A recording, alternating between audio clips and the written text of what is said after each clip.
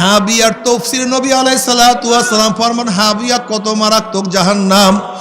নবী আলাইহিস সালাতু ওয়াস সালাম ফরমান দুনিয়ার যত গাছপালা তরুলতা পাহাড় পর্বত যাহা কিছু আছে সব যদি একত্রিত করিয়া হাবিয়ার মধ্যে নিক্ষেপ করা হয়, মুহূর্তের মধ্যে হাবিয়া সব কিছু পোড়াইয়া সব সারকার করিয়া ফেলাইবে। আল্লাহ তুমি আমাদের সবাইকে মাফ করিয়া আল্লাহ। ওরে মন যদি তওবাবিহীন একবার কিয়ামতের ময়দানে উঠিয়াই যায়, একবার যদি আমল নামায় গুনাহ নিয়া পাল্লার মধ্যে দাঁড়াইয়া যায়,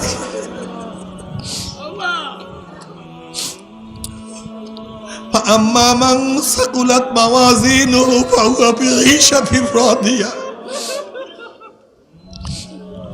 وأما من خفت موازينه فأمه هاوية